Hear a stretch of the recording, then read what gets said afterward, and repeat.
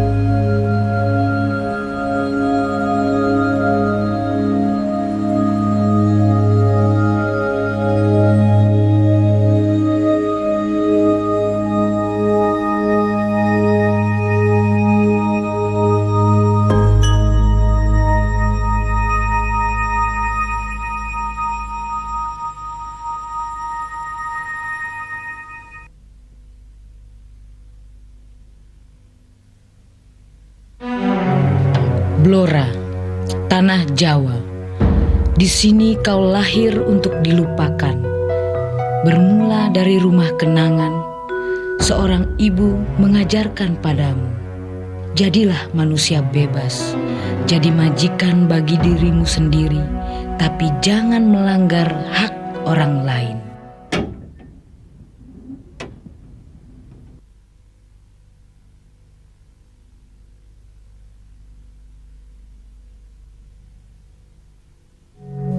Kini aku datang untuk mendengar pesan itu. Ceritakan padaku Pram tentang rumah, tentang dirimu.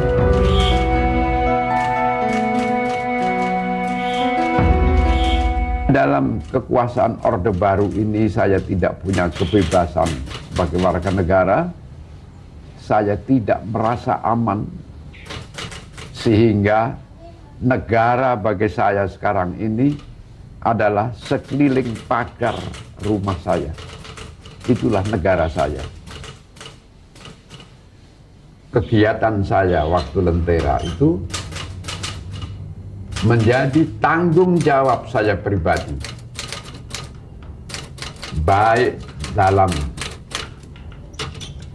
polemik maupun mendukung dan membantu Soekarno, semua saya lakukan dengan sadar sebagai tugas nasional saya. Waktu negara dalam bahaya,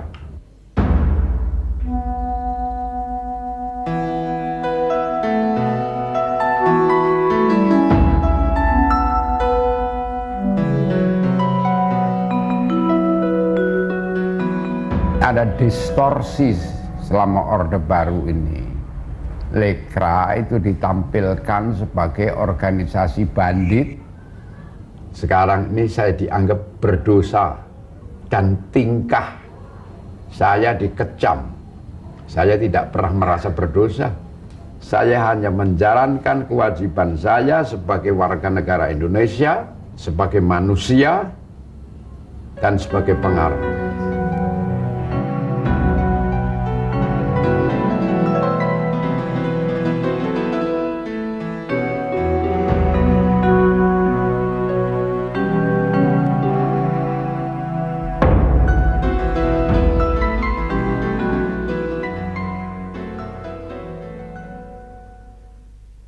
Saya itu seorang individualis, tidak mau diperintah dan tidak bisa memerintah. Banyak kala tidak mau kompromi dan terus menentang untuk tetap menjadi diri sendiri. Saya memang memberontak terhadap segala-galanya ini. Sebab itu saya rasai sebagai penindasan terhadap diri saya, terhadap kesadaran saya. Orang mengangkat saya jadi PKI atau menuduh saya jadi PKI, silakan saja. Pram adalah Pram, lain tidak. Kalau saya bilang pengarang itu korps avant-garde, bukan penghibur. Ya, seorang avant-garde selamanya berada dalam keadaan berontak terhadap segala sesuatu yang mengurangi harga manusia, yang menindas, yang tidak adil, dan melawan kejahatan dalam tulisan-tulisannya. Kalau takut, jangan jadi pengarang.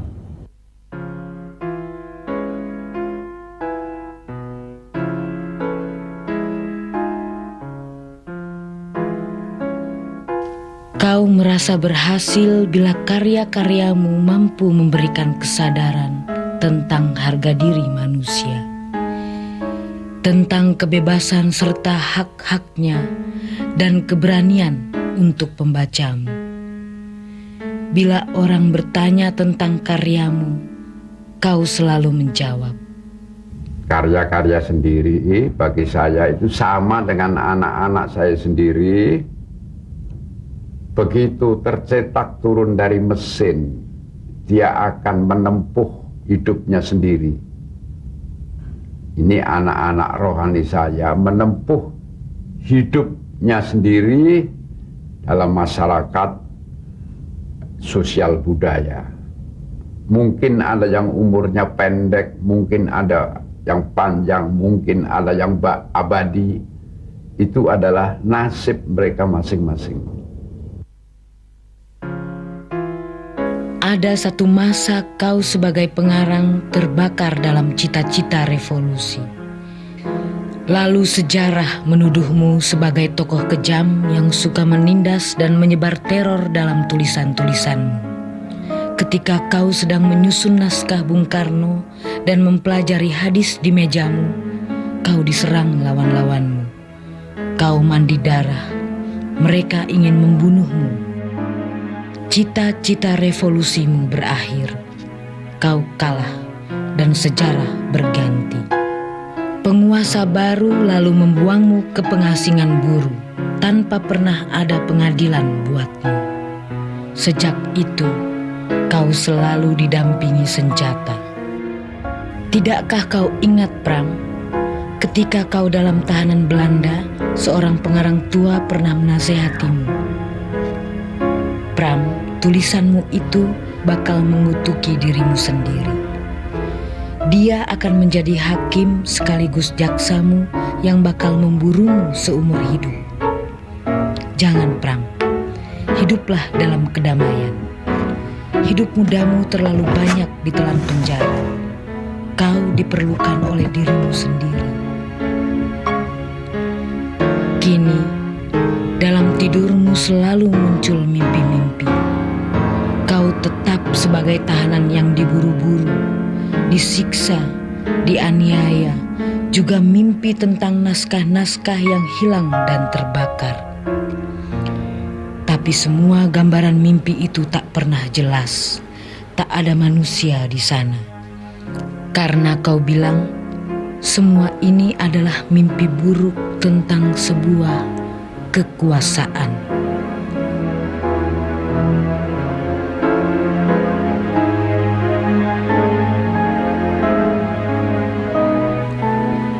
Aku juga teringat ketika kau masih kanak-kanak, seorang perempuan penjual kain meramal tanganmu dan berkata, "Pram, kau akan tumbuh sebagai bunga. Separuh orang mencintaimu, separuh orang membencimu." Kenapa, Pram? Sikap dan pendirianmu itu tiba-tiba menghadirkan banyak musuh. Meskipun kau sendiri merasa tak bermusuhan dengan siapapun.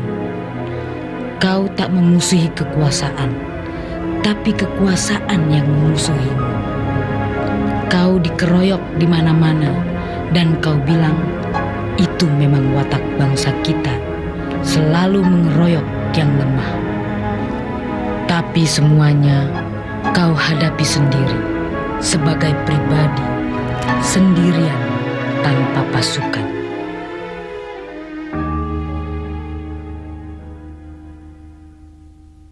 Pengarang itu seorang diri menghadapi ribuan pendapat. Kadang ia dipuji, tapi sekaligus siap menghadapi berbagai kecaman.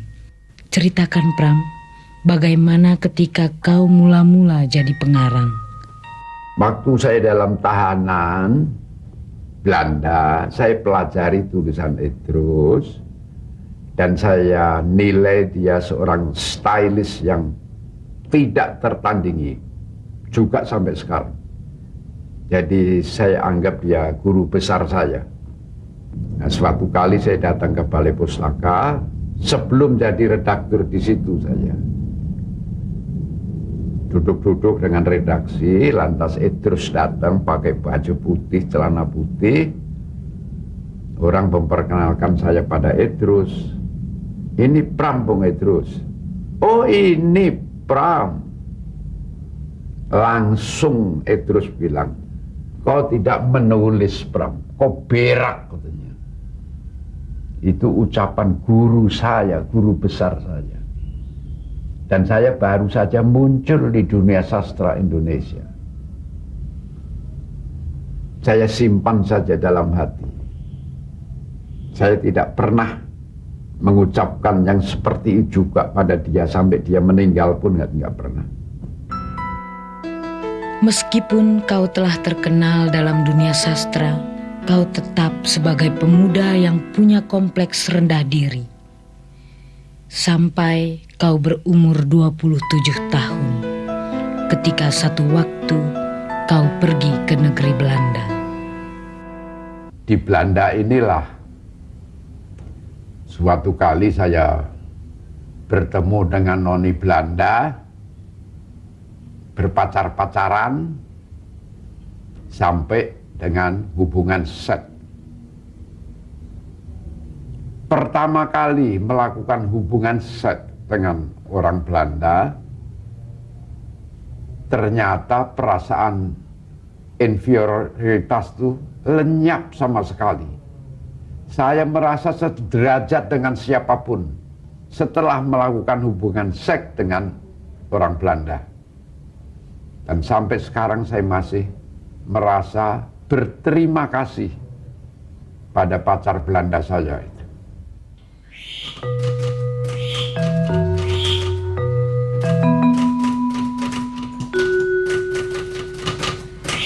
Tapi sejak kecil perasaan itu terus menyiksamu, Pram. Dan semua itu bermula dari rumah. Sejak kecil saya menderita perasaan rendah diri, kompleks inferior. Ini berasal dari rumah sendiri maupun di luar rumah. Dalam rumah sendiri, itu disebabkan karena ayah saya waktu sekolah selamanya menjadi bintang kelas. Sekolah dasar Institut Budi Utomo 7 tahun itu saya tamatkan 10 tahun. Artinya 3 kali tidak naik kelas. Sehingga ayah saya itu kecewa sekali. Karena minder itulah juga pergaulan saya lebih banyak dengan anak-anak buruh tani di sekitar rumah saya. Di situ saya baru merasa sederajat. Karena minder inilah saya tidak berani menyatakan pendapat di luar teman-teman yang anak buruh tani atau tani kecil. Karena tidak berani menyatakan pendapat itu, saya menulis. Saya mencurahkan pikiran dan perasaan saya melalui tulisan. Jadi saya menulis sejak di sekolah dasar. Waktu saya lulus sekolah dasar Institut Budi Utomo, saya merasa berhak untuk meneruskan sekolah. Dan saya bilang begini, ayah, saya ingin meneruskan sekolah yang baru dibuka di Madiun. Jawaban ayah yang keras begini, anak bodoh, kembali ke sekolah dasar. Jadi waktu tahun pengajaran baru, saya kembali ke sekolah yang saya telah tamatkan. Guru saya waktu itu, Menir Amir namanya, khusus datang pada saya dan bertanya, kenapa kau kembali kemari? Dia tanya aja dalam bahasa Belanda. Engkau kan sudah tamat dari sini. Tanpa ngomong apa-apa, saya kumpulkan kertas saya semua. Saya bawa, saya tinggalkan kelas itu tanpa ngomong apa-apa. Dan pulang, kalau pulang melalui kuburan, di kuburan itu saya taruh kertas-kertas saya pegang pohon jarak, dan saya menjerit.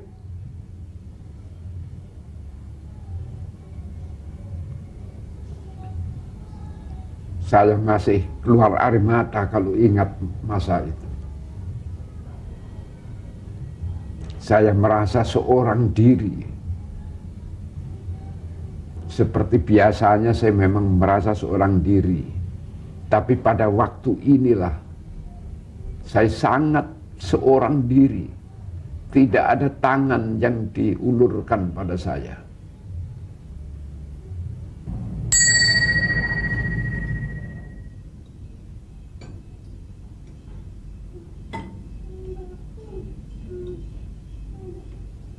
Ada satu masa kau pernah kehilangan harapan dan duniamu tiba-tiba jadi gelap. Ketika itu kau adalah seorang pemuda yang menumpahkan segenap kepercayaan pada kemuliaan kerja.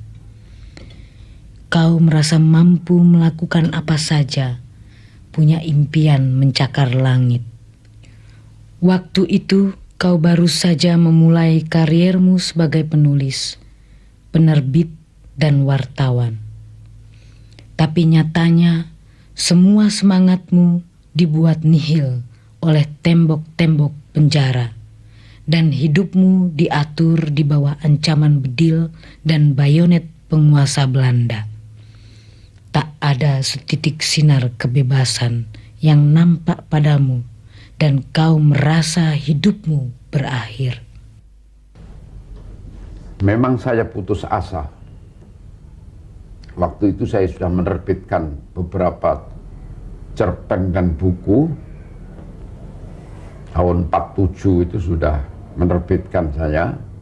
Ini terjadi tahun 48. Jadi dalam keadaan putus asa saya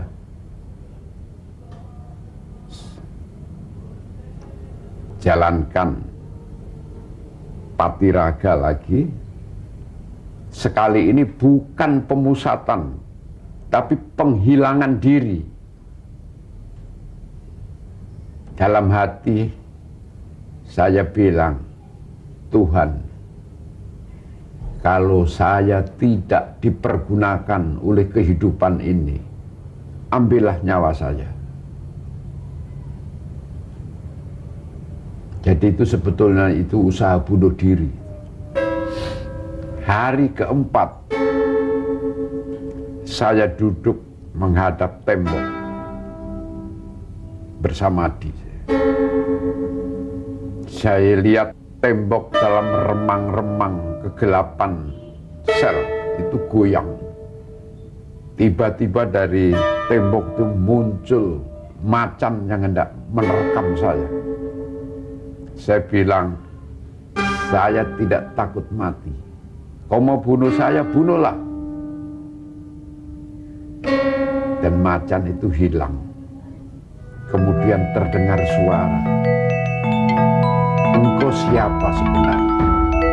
Apa yang kau hendaki atas hilang? Dan pertanyaan ini sampai sekarang pun saya tidak bisa menjawab. Siapa aku ini sebetulnya? Tidak bisa menjawab. Dan apa yang saya kehendaki sebetulnya? Juga tidak bisa menjawab. Sampai sekarang. Banyak orang tak dapat menjawab pertanyaan itu, Pram. Tapi yang pasti, saat itu Tuhan tidak mengambil nyawamu. Kau masih boleh hidup, berguna bagi kehidupan. Tiba-tiba, kau merasa berada dalam pulau kebahagiaan, di mana kaulah meleburkan dirinya pada Sang Gusti, dan kerja kreatif di dalamnya merupakan keimanan. Kau merasa hidup di luar waktu. Kalis dari segala kekuatan politik, kalis dari tanggapan suka atau tidak suka, generasi demi generasi tak tergoyahkan oleh kritik, ancaman, apalagi pemberangusan. Negeri ini sedang menghias dirinya dengan 1000 pesta kemeriahan dan bendera warna-warni. Sekarang, apa yang hendak kau katakan, Pram, tentang perayaan tahun emas negeri ini? Dalam 50 tahun kemerdekaan, 33,5 tahun dirampas kebebasan. Sampai detik ini, saya menjadi orang tanpa kebebasan dalam 50 tahun kemerdekaan nasional. Jadi kalau saya mempunyai sikap yang keras, saya kira itu wajar. 50 tahun bumi manusia ini telah merdeka, dan kau merayakan dengan caramu sendiri, menerbitkan karya barumu. Malam itu, orang-orang yang cinta kemerdekaan datang ke rumahmu, ingin mendengar kau bicara. Lalu kau bicara tentang sejarah. Bagimu, sejarah adalah rumah tempat kau berangkat mengembarai dunia. Malam itu semua orang merasa memperoleh kemerdekaan di rumahmu. Dan kau merasa sangat-sangat berbahagia, Pram.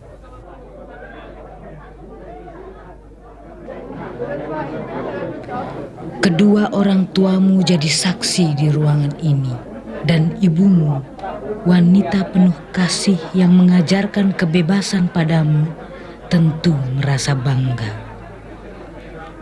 Apa yang kau kenang tentang wanita yang kau puja ini, Pram, ketika kau berumur 17 tahun?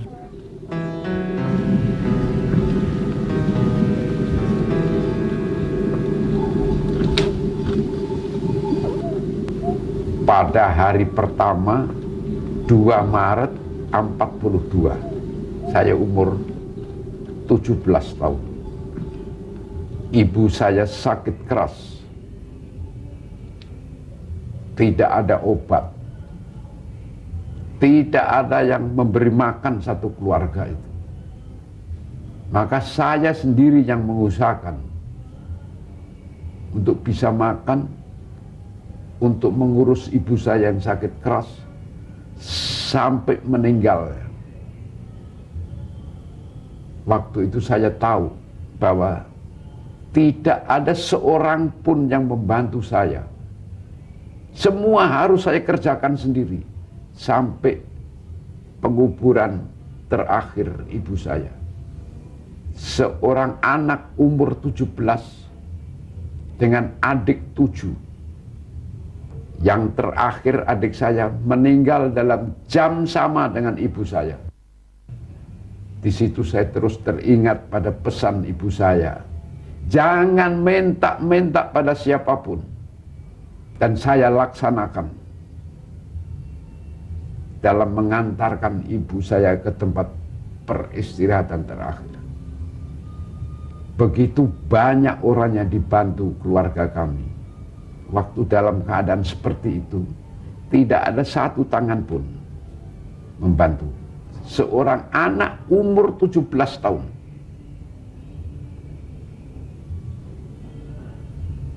Karena itu, terhadap ibu sampai sekarang, saya merasa telah mengurusnya dengan sebaik anak umur 17 dapat lakukan.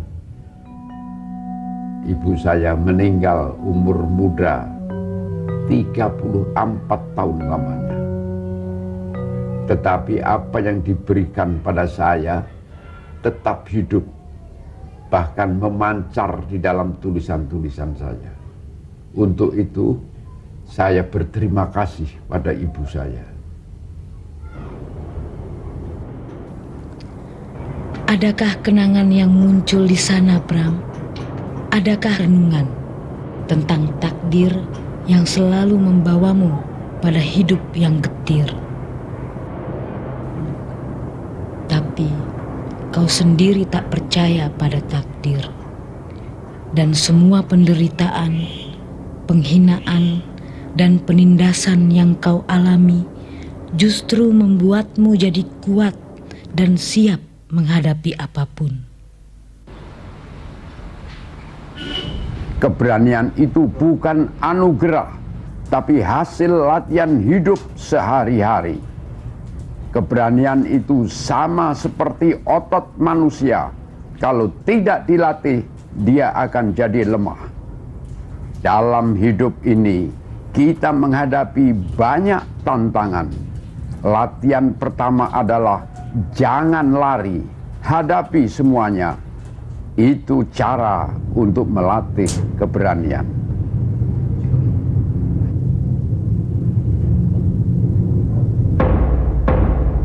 Saya menghargai tinggi kewarganegaraan saya karena kewarganegaraan saya tidak saya peroleh dengan gratis, tapi dengan berkelahi sejak orang tua sampai saya untuk kemerdekaan saya, untuk kemerdekaan Indonesia.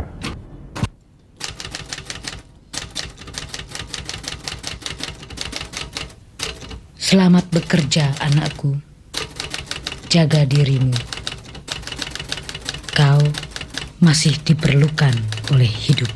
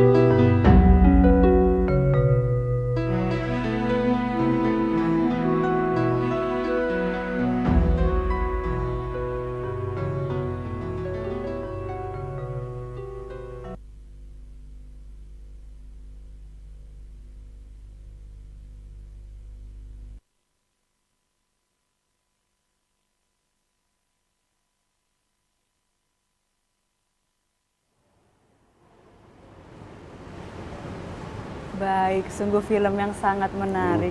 Jadi kita bisa mulai diskusi kita kali ini, tapi untuk teman-teman, para audiens di sini sudah bergabung, jika ingin mengikuti obrolan kami kali ini, bisa meninggalkan komentar atau pertanyaan di kolom chat, nanti kita bisa obrolkan bersama. Nah, Pak John, saya mau sedikit cerita. Sebenarnya saya juga punya pengalaman pribadi dengan karya Pram, di mana seperti yang saya tulis di novel saya, Buku Harian Keluarga Kiri, bahwa kakek saya juga sempat ditahan di Pulau Buru. Dan kebetulan pernah satu unit dengan Pram di unit 3. Dan waktu saya kelas 2 SD, kakek saya memberikan satu buku kepada saya untuk saya baca. Dan buku ini adalah Nyanyi Sunyi Seorang Bisu. Dan tentu saja saya waktu itu masih 7 tahun, saya belum bisa memahami isi bukunya. Tetapi kemudian saya menyadari bahwa itu adalah pintu di mana saya bertemu dengan sastra Indonesia, dan itu melalui karya Pram. Jadi di sini saya dan tentu saja para teman-teman audiens di sini sudah sangat penasaran, ingin tahu pengalaman Pak John seperti apa menjadi penerjemah dari karya-karya Pram, dan mungkin bisa dimulai dari bagaimana relasi yang terjalin antara Pak John dengan Pram selama saat itu. Silakan.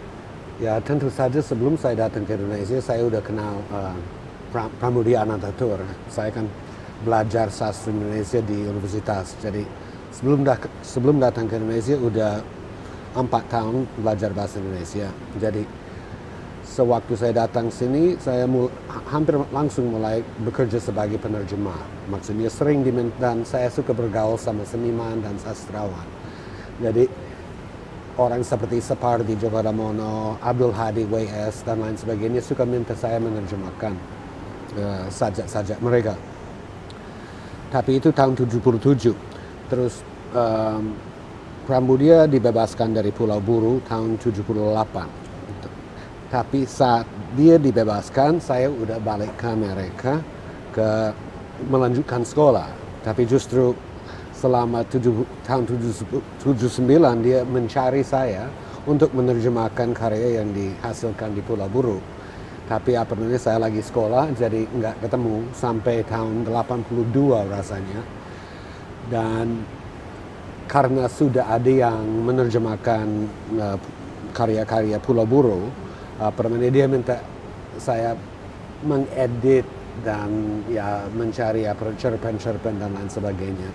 Tapi baru tahun 85, tahun 86 kita makin dekat dan saya dapat penerbit di New York untuk menerbitkan bukunya di situ. Oke, jadi sebenarnya Pram berarti cukup bisa dibilang dia menerima dengan fenomena penerjemahan karya sastra Indonesia begitu. Apakah dia pernah menyampaikan pandangannya tentang hal itu? Bagaimana penerjemahan karya sastra Indonesia ke bahasa asing?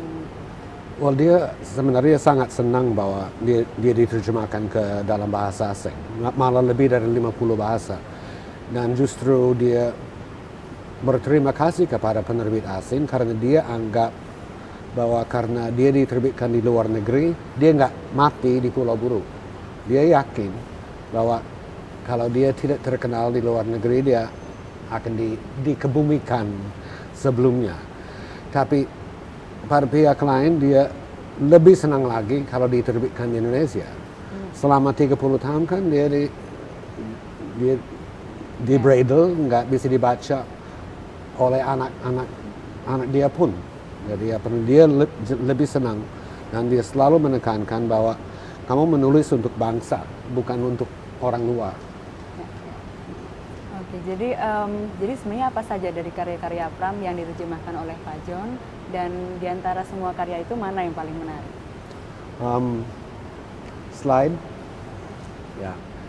Kalau lihat di layar ini ada saya menerjemahkan Perburuan, Gadis Pantai, Calon Arang, kumpulan cerpen kebanyakan berasal dari cerita dari Blora dan Nyanyi Sunyi Seorang Bisu. Dan di antaranya ya Nyanyi Sunyi Seorang Bisu yang paling mengesankan dan paling sulit dikerjakan karena yang dikasih pada saya bukan buku, tapi setumpuk catatan 1.500 halaman yang terus dijadikan buku dalam bahasa Inggris. Luar biasa. Lalu kemudian ini ada satu fakta yang menarik sebenarnya teman-teman. Jadi selama menerjemahkan karya Pramudia Anantatur, Pak John menggunakan nama samaran Willem Samuels. Benar ya Pak John ya? Betul. Nah, ini bisa dijelaskan alasannya mengapa pada saat itu sampai harus menggunakan nama samaran. Ada banyak orang pikir saya pakai nama Willem Samuels karena ya saya maksudnya takut disensor juga, tapi justru pada waktu saya mulai menerjemahkan bukunya Pram, saya juga mendirikan Yayasan Lontar. Dan karena Pram dicinta orang, sebagian orang dibenci sebagian orang, dari saya lebih baik pilih nama netral supaya saya enggak. Oke, itu menarik. Jadi tidak semata-mata berhubungan dengan politik saja begitu Pak John. Oke, baik. Ya, hubungan dengan itu ego sastrawan Indonesia. Baik.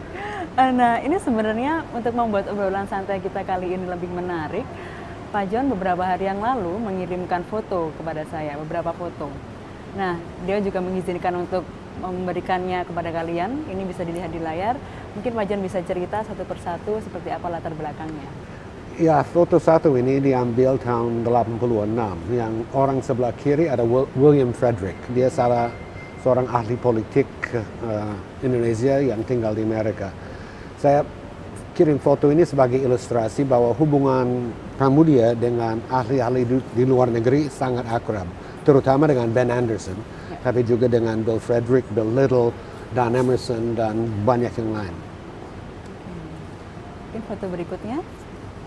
Kalau film berikutnya, kedua gambar berikutnya, satu yang sebelah kiri diambil di rumah saya, satu di rumah Pram sendiri.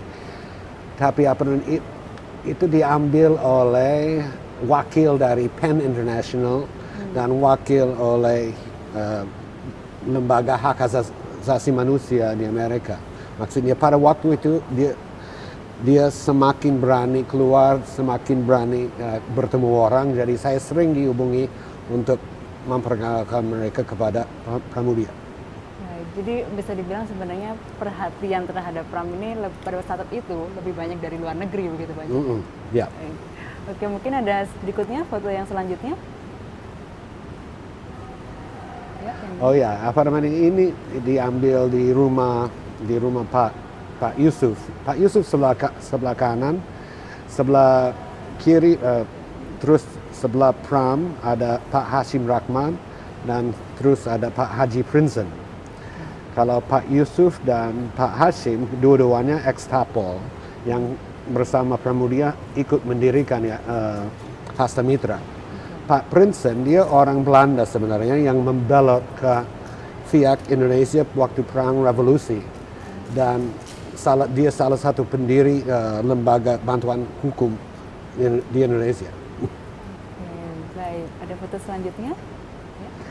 Ini diambil tahun 99, waktu sesudah Soeharto lengser ke Prabon. Pram akhirnya berani keluar negeri dan saya mengatur lawatan sekeliling dunia. Dan dia begitu dekat sama keluarga, sehingga waktu dia mau berangkat ke luar negeri, mereka semua kumpul di Cengkareng untuk kasih selamat. Baik. Jadi ini perjalanan ke rumah Pak John waktu itu atau? Satu lagi. Oke, ada satu lagi rupanya. Ya, di dalam lawatan keliling dunia, saya juga bawa dia ke kampung halaman saya. Jadi itu ibu saya yang sebelah kiri. Pada waktu itu bapak saya baru meninggal 2 bulan sebelumnya, Dan pada waktu itu kita baca cuplikan dari nyanyi Sunni seorang bisu untuk keluarga. Dan Pram dan Ibu Maimunah yang bersama dia semua mulai menangis. Dia bilang itu pertama kali dia dengar kata-kata dia sendiri diucapkan. Dan sangat penuh emosi hari itu. Luar biasa. Jadi bisa dibilang perkawanan Pak John ini lebih ya dari sekedar penerjemah dan penulis dan sudah berlangsung selama lebih dari 20 tahun ya. Ya, dia memang seperti seorang bapak buat saya. Nah, dengan relasi yang seperti itu, apakah pernah Pram mungkin menyampaikan nasihat atau amanat begitu kepada Pak John? Oh, dia sering menasihati saya. Apa namanya, lucunya dia mungkin mirip bapak saya, jelas nggak kenal bapaknya, tapi dia selalu bilang pada saya, jangan berkata jangan. Jangan berkata jangan. Jangan berhenti menulis, jangan ini, dan jangan mengatakan jangan. Padahal dia selalu mengatakan jangan. Oke. Nah, ini supaya ada satu pertanyaan Pak John dari audiens. Ada yang menanyakan kepada Bapak John, apa pendapat Bapak mengenai karya-karya Pram di periode 1950-an? Apakah Pak John membaca juga saduran Pram atas Babat Tanah Jawi? Silakan Pak. Kalau yang pertama, kalau bicarakan cerita dari Blora, saya anggap itu salah satu karya yang adiluhung, maksudnya sastra adiluhung di Indonesia. Cerita dari Jakarta dan lain-lain juga penting. Novel kecil yang namanya korupsi itu sangat relevan sampai saat ini. Kalau yang buku saduran Pram atas Babat Tanah Jawi, kalau yang dimaksudkan Mangir, bagi saya terus terang agak berat membacanya. Saya lebih suka saduran dia atas buku Calon Arang yang saya terjemahkan karena pendek dan cepat bisa dibacanya. Ya mungkin karena dengan format babat yang memang dari sastra Jawa itu menjadi panjang dan sangat bertele-tele mungkin Pak John ya. Baik, ini pertanyaan saya yang terakhir untuk Pak John tentang Pram. Jadi apakah pada saat itu Pram mungkin di tengah-tengah pembicaraan kalian pernah menyampaikan tentang pembayangan dia tentang sastra Indonesia di masa depan, tepatnya saat ini, dan kemudian apakah ini berhubungan juga dengan sesi kita berikutnya? Menurut Pak John, apakah ada pengaruh dari sosok atau karya Pram terhadap penulis kita saat ini? Mungkin dari gaya penceritaan atau dari pemikiran mereka? Dia menganggap sangat penting peranan sastrawan. Ya, memang seperti pujangga, dan bahwa penulis harus punya tanggung jawab, baik terhadap diri sendiri maupun terhadap pendidikan bangsa. Dan dia sering bilang kalau hanya mau menulis untuk diri sendiri atau hanya mau nulis hayalan, itu seperti beronani saja, tidak berguna. Jadi kalau mau menulis, ya menulis sesuatu yang ada pesan, dan itu bisa dilihat dalam karya-karyanya. Dan justru dia lebih menghargai penulis yang begitu. Baik, oke, terima kasih banyak Pak John atas pengalaman yang sudah dibagikan. Dan kemudian kita telah sampai di sesi berikutnya. Seperti yang tadi saya sampaikan, pada kesempatan kali ini kita tidak hanya akan mengenang Pram, tetapi juga berkenalan dengan dua penulis Indonesia yang masih aktif menulis sampai hari ini, yakni Martin Aleida dan Dias Novitawuri. Masih kita akan mengikuti kisahnya melalui film dokumenter produksi Yayasan Lontar. Selamat menyaksikan.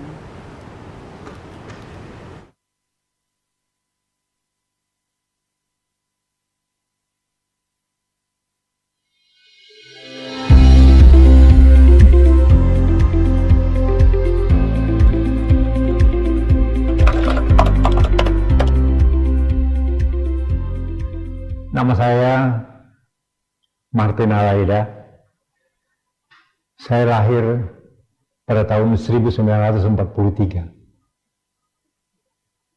Tetapi nama itu sebetulnya bukanlah nama pemberian orang tua saya.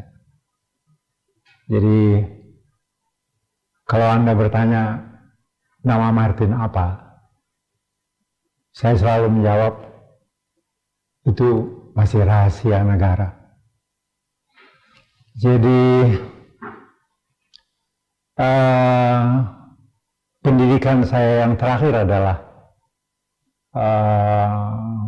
Saya duduk di bangku Akademi Sastra Multatuli.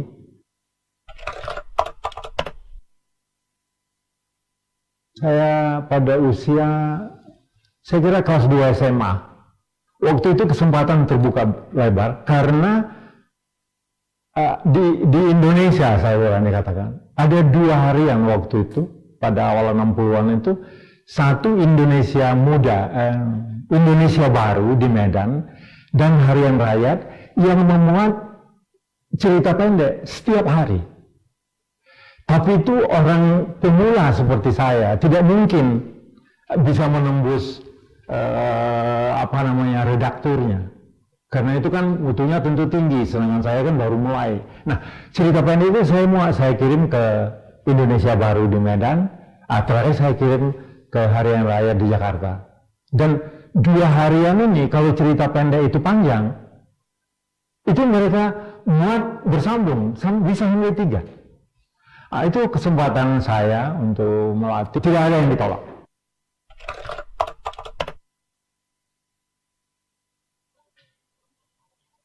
Terlalu mewah ya kalau saya katakan saya ingin berbagi dengan orang lain atau menyambut seruan hati saya gitu. Itu saya kira terlalu mewah. Pokoknya saya ingin menulis begitu saja. Yang hilang itu adalah himpunan dari wawancara dengan sekitar 30 eksil yang berada di 5 negara Eropa, Belanda, Prancis, Jerman, Ceko, dan Bulgaria. Saya kan wartawan, saya kira tidak perlu menjadi seorang wartawan bahwa kalau ditulis orang Indonesia yang tidak bisa pulang itu pasti menarik. Nah, waktu itu muncullah pikiran untuk mewawancarai mereka.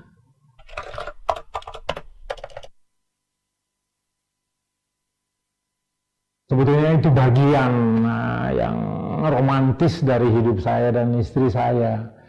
Kemudian saya kasih diperkaya dengan fantasi.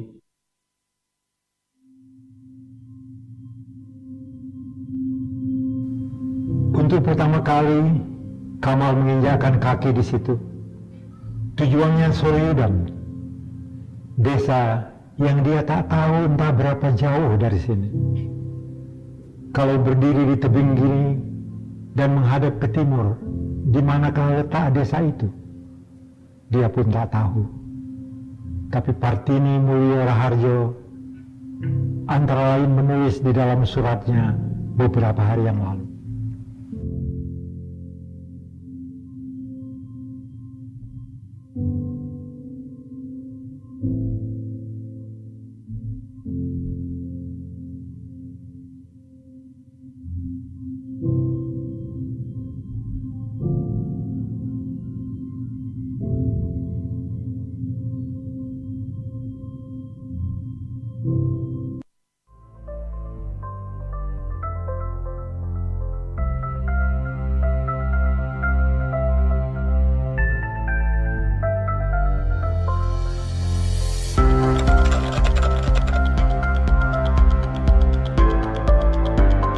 Nama saya Dias Novita Wuri, lahir di Jakarta tanggal 11 November 1989, berarti 28 tahun sekarang. Tinggal seumur hidup di Jakarta, sebenarnya di Tangerang, tapi Tangerang sama Jakarta beda 5 meter doang. Saya kuliah di Sastra Rusia UI, angkatan 2007. Lalu sebentar lagi berangkat ke Inggris untuk melanjutkan S2 di Sastra Bandingan, Queen Mary University of London di Inggris.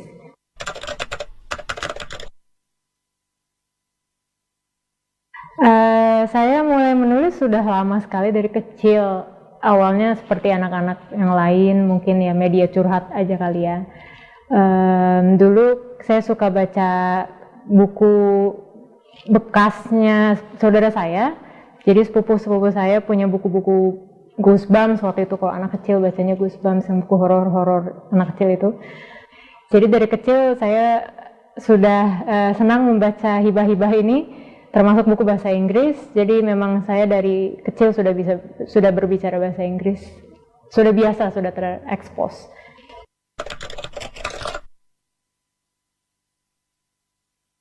Bisa dibilang tema-tema yang saya suka itu dekat dengan kehidupan sehari-hari, misalnya masalah cinta antara pasangan suami istri, atau ayah ke anak, atau dari antara teman ke teman, atau apapun, lebih ke sehari-hari.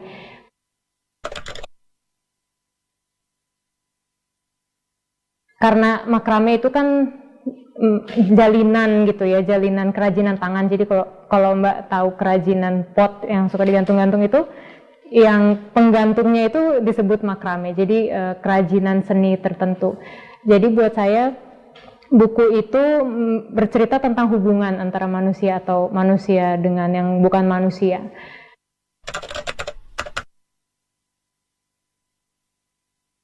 Cerpen yang akan saya baca sekarang berjudul Teman Kami, ditulis tahun 2013, tentang para iblis yang menempel atau mengikuti seorang laki-laki yang sedang sekarat. Dan di tahun 2013 ini ayah saya sedang puncak-puncaknya sakit stroke, dan sebenarnya ini tentang beliau, tapi bukan tentang beliau juga, jadi tentang beliau tapi saya utak-utik sedikit. Kenapa saya menulis ini waktu itu adalah karena saya terpenjara bersama beliau di rumah, karena beliau tidak bisa ditinggal, jadi harus selalu bersama beliau dan mengurusi segala keperluan beliau. Tapi pada saat bersamaan juga saya merasa bersalah karena saya merasa terbebani oleh semua itu, dan akhirnya saya menulis cerpen ini. Saya mengubah penyakit stroke menjadi sihir hitam.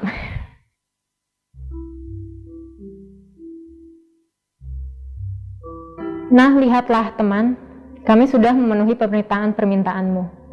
Kami datang saat kau panggil, dan kami sudah membantu membuatmu kaya tanpa kau harus bekerja apa-apa seumur hidupmu. Kau sudah punya sebuah mobil yang nilainya hampir 300 juta mata uangmu. Kau berhasil menikahi perempuan cantik itu, meskipun tadinya ia benci padamu tentu saja, dan selalu mengerutkan alisnya tiap kali kau muncul di pagar rumahnya. Tapi kami punya cara untuk membujuknya, mengisiki hatinya dengan tipu daya. Dan kau kini punya 2 rumah besar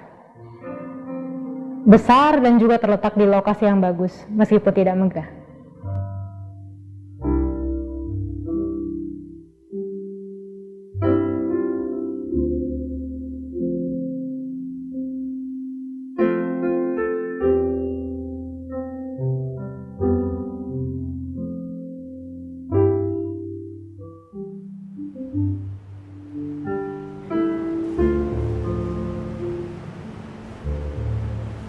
Baik, seperti itu film yang telah kita tonton tadi tentang Martin Alaida dan Dias Novitauri.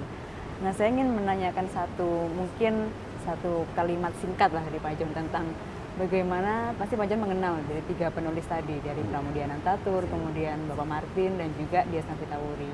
Pendapat Pak John tentang ketiganya, dan juga sebenarnya apa tujuan Lontar membuat film-film dokumenter seperti tadi itu? Kalau tujuan Lontar itu pertanyaan lebih gampang dijawab sih. Jadi saya jawab itu dulu. Maksudnya selama 34 tahun Lontar berdiri, kita lihat bahwa ada kekosongan di dunia sastra Indonesia, itu dokumentasi. Kalau mau mencari informasi mengenai atau gambar Pramudia, gambar penulis lainnya tidak ada. Jadi kita mulai mendokumentasikan penulis-penulis, mulai dengan senior. Tadinya harapannya kita lanjut setiap tahun bikin 4, 5, 6 film lagi. Tapi ternyata terlalu mahal dan donatur tidak ada. Jadi terpaksa kita tutup sementara tapi sekarang dengan digital jauh lebih murah, dan karena penulis-penulis muda suka pakai Instagram, YouTube dan lain sebagainya, jadi kita bikin film pendek untuk ditayangkan di YouTube. Kalau mengenai penulis tadi, hanya yang saya bisa katakan bahwa Pramudia suka penulis yang punya komitmen sosial, maksudnya. Dan kalau dilihat di kedua penulis lainnya juga, mereka juga punya komitmen sosial. Jadi saya tidak yakin Pramudia pernah baca mereka, tapi andai kata dia baca pasti dia senang. Baik, saya juga mungkin izinkan saya sedikit mengelaborasikan tentang ketiga sosok dan karya dari ketiga penulis tadi. Menurut saya yang jelas bahwa seorang Martina Leida dan Pramudia Anantatur memiliki latar belakang sejarah yang sama. Mereka berdua merupakan pelaku sejarah dari peristiwa kekerasan atas kemanusiaan yang terjadi secara massal di Indonesia di tahun 65 sampai 66. Dan mereka menjadikan momentum tersebut, fenomena sejarah tersebut sebagai inspirasi dari karya mereka. Sementara Dias Novitawuri, seorang perempuan penulis muda, mungkin memang dia tidak fokus secara khusus dalam momentum sejarah tersebut, tetapi dalam karyanya kita bisa melihat bagaimana dia merespons tentang norma-norma sosial, terus kemudian interaksi-interaksi yang terjadi di antara manusia dalam konteks masyarakat modern. Jadi saya sepakat juga dengan Pak John tentang bagaimana ketiga penulis ini punya benang merah sebenarnya, yakni tentang komitmen sosial tadi. Nah mungkin ini terakhir, ternyata masih ada pertanyaan Pak John. Satu lagi, tentang khusus untuk Pak John, adakah alasan khusus yang membuatmu tetap di Indonesia dan terus mengembangkan sastra Indonesia? Pertanyaan yang menarik. Itu ya bagaimana kalau menjadi ahli sastra Indonesia, mau kerja di mana? Kecuali di universitas atau mungkin di Indonesia. Jadi waktu saya jatuh cinta kepada proses penerjemahan dan berdedikasi hidup saya kepada penerjemahan, saya pilih tempat di mana paling cocok. Jadi dengan kata kasar, memang lebih gampang hidup di sini, lebih gampang survive di sini dengan gaji kecil daripada di Amerika. Jadi saya memang cinta Indonesia, tapi lebih cinta lagi pekerjaan penerjemahan. Jadi sebenarnya bisa dikerjakan di mana-mana, tapi karena udah 40 tahun di Indonesia, udah seperti rumah sendiri. Baik, mungkin itu jika Pram punya mengatakan tadi komitmen sosial, mungkin inilah komitmen dari seorang John McLean, begitu Pak. Ya. Baik, tidak terasa kita sudah 1 jam dalam diskusi dan juga obrolan santai dan pemutaran film tadi. Dan sudah tiba waktunya bagi saya untuk menutup acara di sore hari ini. Saya ingin mengucapkan terima kasih banyak kepada Yayasan Lontar yang telah melakukan kerja pengarsipan penulis-penulis Indonesia melalui produksi film-film dokumenter, dan juga atas kesempatannya yang telah diberikan kepada saya untuk memandu acara kali ini. Terima kasih juga banyak kepada Pak John sebagai bintang tamu, dan juga kepada teman-teman yang sudah bergabung dan memberikan pertanyaan. Jangan lupa setelah ini masih ada sesi berikutnya, acara penutupan dari Festival Sastra Lontar, yakni diskusi bertajuk Apa Makna Sastra Indonesia. Sekali lagi terima kasih banyak atas perhatiannya. Saya Dianita Kusuma Pertiwi pamit undur diri, Pak John juga pamit undur diri, dan sampai jumpa pada kesempatan berikutnya. Selamat sore.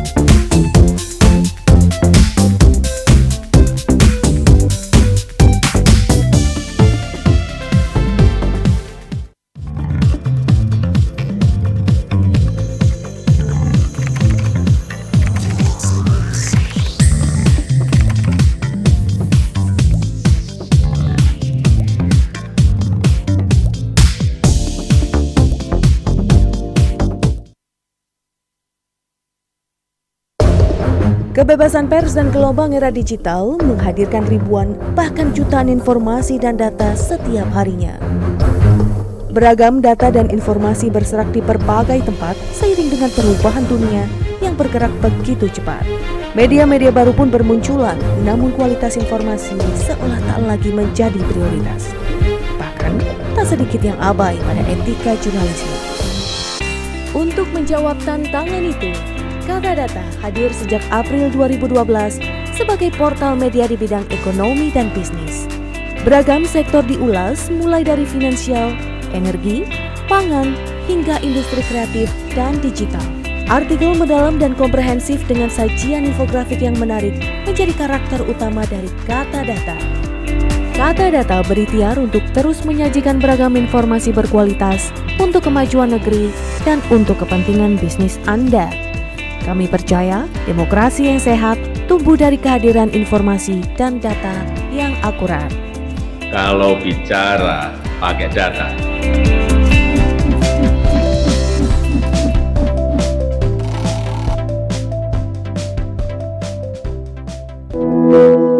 Hidup terlalu pendek untuk membiarkan pemikiran-pemikiranmu, ide-idemu terdiam begitu saja. Untuk berubah, kita perlu melangkah. Dan langkah itu lahir dari sebuah inspirasi. Republika, start moving.